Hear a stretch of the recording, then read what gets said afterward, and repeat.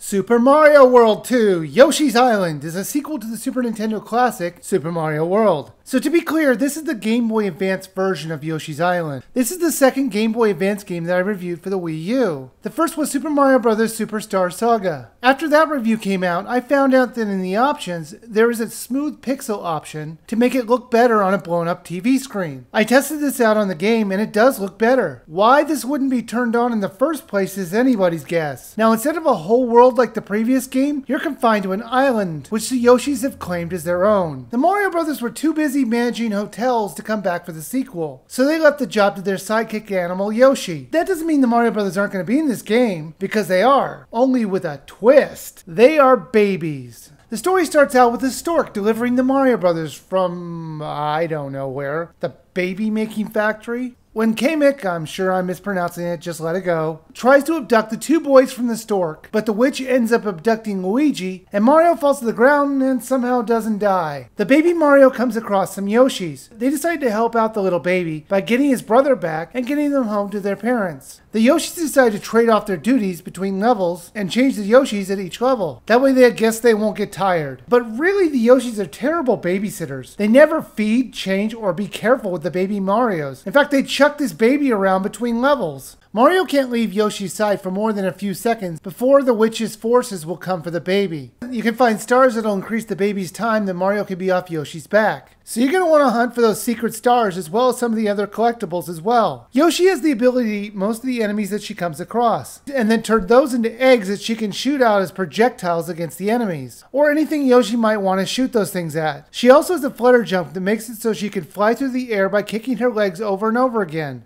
These were some awesome things you could do, and I really liked the gameplay mechanic. Plus, occasionally Yoshi could turn into different kinds of things, like a helicopter or a submarine. These sections were often brief and a nice change of pace from the normal gameplay. The level designs were much more different and more colorful than the original Super Mario World. They had more of like a children's art book look to them. The levels that you traveled through were very colorful and very nice to look at. There was one thing that I found annoying about the level designs, and that's when there were hidden areas. There were often times when you could jump into an area that you thought was solid, and it's got a secret area. I like these sections in the future Mario games, but this one was kind of annoying. The game would freeze for half a second and then start up again. I think the game just needed to load the area, and that's why there's a delay. It was very disconcerting to have to wait, and it just made it a little bit harder to travel through the areas than it really should have been, especially when you're getting into a part where you have to solve a puzzle in a bunch of these sections. However, minor issues aside, the level designs were fantastic. I died quite a lot, but never had a boss fight. I don't know why the creators of this game made the level so challenging, but the boss is a cakewalk. The bosses were very clever and interesting to come up against, but overall they weren't hard to beat at all. I love that Yoshi was basically invincible, with the exception of getting hit by a spike or a pitfall. Yoshi would only lose a life if she ran into one of the things that I mentioned before, or she didn't get back to baby Mario in time. It made the levels much more fun to play and more forgiving in the enemy encounters, since you really only had to worry about baby Mario floating away screaming.